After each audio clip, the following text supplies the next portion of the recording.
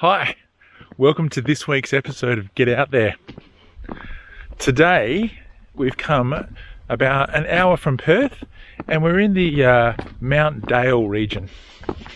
To get to Mount Dale, it's a bit of a simple drive. You pretty much just leave Perth, head down Brookton Highway, and once you've made your way down Brookton Highway past sort of Karragulen, you look for Ashenden Road.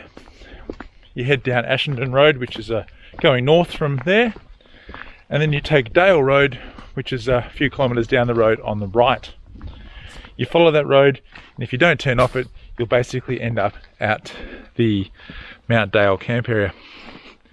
It also is where Bibbulmun Track also crosses over, so in the same area is Bibbulmun hiking areas as well. So it's time to get out there.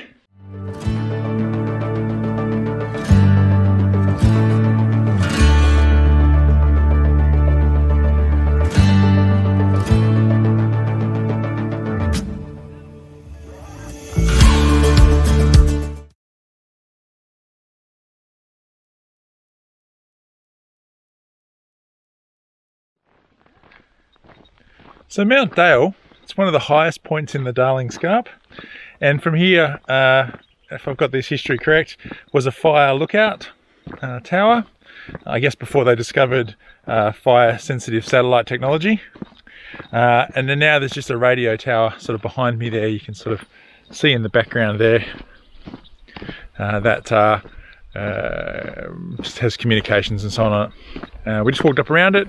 It's got a few electric fences around it, so it's obviously a do not enter area, but it does give you pretty good views in all sort of directions. Alright, so parking for Mount Dale Lookout. It's pretty easy if you've got a single car, maybe, I don't know, 10, 15 cars you could probably fit in here. But as you can see sort of behind, for the trailer, it's a bit of a hard way to get in. So I just had to drive in, and then just do, as you can see here in the distance, just do a reverse park up a small access road, and I'm basically just out of the access way there. So if you are driving up here and you've got your Emu attached, or you're just coming up to Mount Dale with a trailer, just be aware that you can't really turn around that easily in the car bay area. You will probably need to just do a reverse park and then sort of 3-point drive off from there. And where I've parked my car there is actually a pretty good place for you to do that. All right, on the other side, facing out, this is Mount Dale. This is the view from the lookout. And as you can see way over in the distance there, that's Perth CBD, just over in the distance there. And you've got fantastic views all around here. This is just so peaceful and quiet, and it's really wonderful. Worth a stop and maybe have some lunch and see how your day goes from here. One thing I will say though is, looking down here, there's a lot of people who are just filthy buggers, just leaving all their rubbish everywhere here, and that's pretty unfortunate. So I might grab a bit of that before we go. But yeah, to those people who's leaving that behind, you're just ruining it for everybody. Don't do it.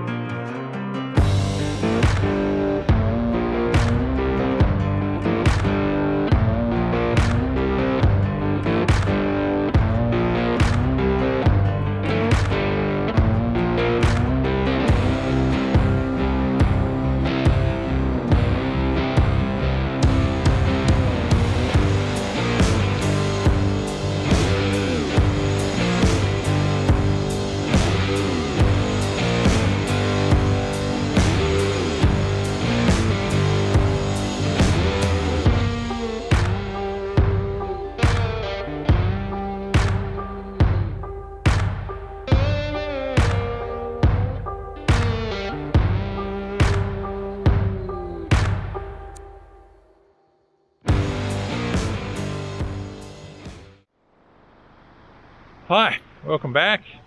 Here we are at Flatrock Falls, just in the Mount Dale area. You can see Mount Dale actually behind me in the background. That's it with the antenna sticking up right on the top there. We've made our way down here. Just look how great this place is.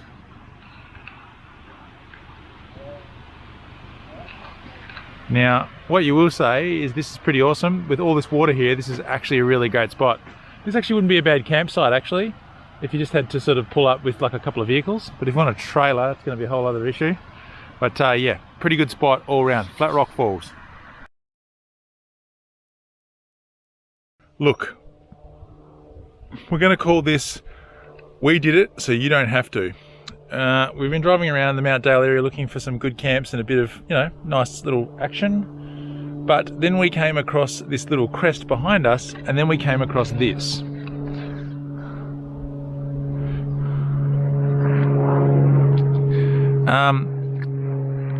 When I measured out the distance from the side of the hill out to some of the rut closings, they were less than the trailer and car width.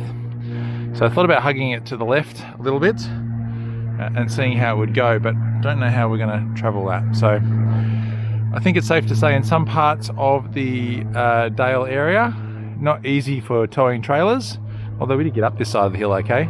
Coming down the other side is going to be a bit of a challenge. So we will see how we go. Okay, so the hill I was talking about, we ended up having to reverse back a bit. Found a crossroad, reversed back up over the hill. It was quite complicated, but we managed to get it done, so it was quite good.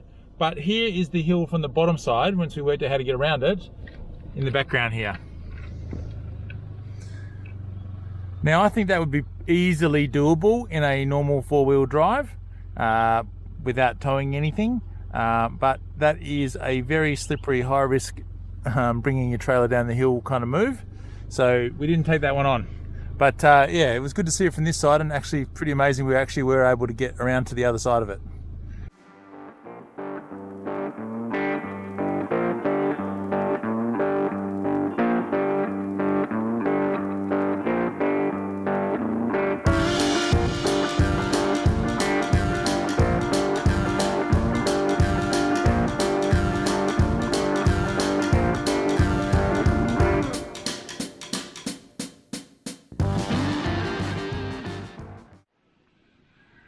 We made it to camp. It was a bit of an adventure, but we finally made it. I'm going to put the GPS coordinates for this place in the video. It's a great little spot. I'll show a bit of footage of it afterwards, but you could easily get, geez, I don't know, maybe 10, 15 groups in this section, and you'd barely be in close contact with each other. It's a few hundred meters off the road, and you can probably go another 500 meters back into the bush. Pretty open and grassy, and it's actually super green. We have been here once before, and it actually was dry and fairly dusty, but it's actually really green at the moment, which is nice. The trailer's gone really good. It's been through its paces today, so it's good. No dust on the inside for you people who've been watching for a while, so that's good. No water either actually, so that's good too.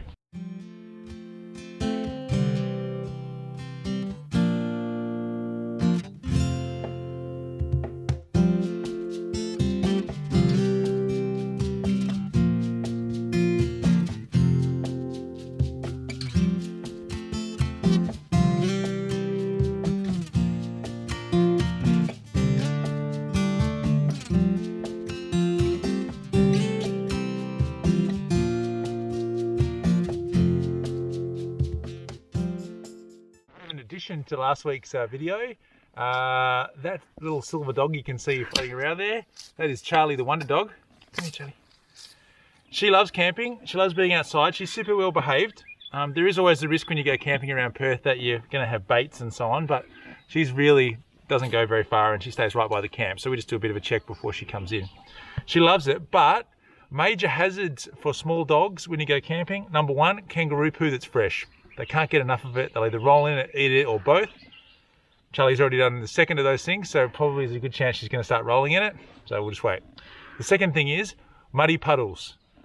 I'm not sure if Charlie watched too much Peppa Pig as a puppy, but clearly she has a thing for muddy puddles. So if you're a small dog owner and you want to get your dog out camping, absolutely, totally worth it. As long as they stay close to your camp, don't wander too far, and you just watch them to make sure they don't eat too much kangaroo poo, because they will stink for days. But the Emu Xpedition comes with an outside shower, as I said, so we can always give her a rinse down. All right, Charlie, let's get back to it.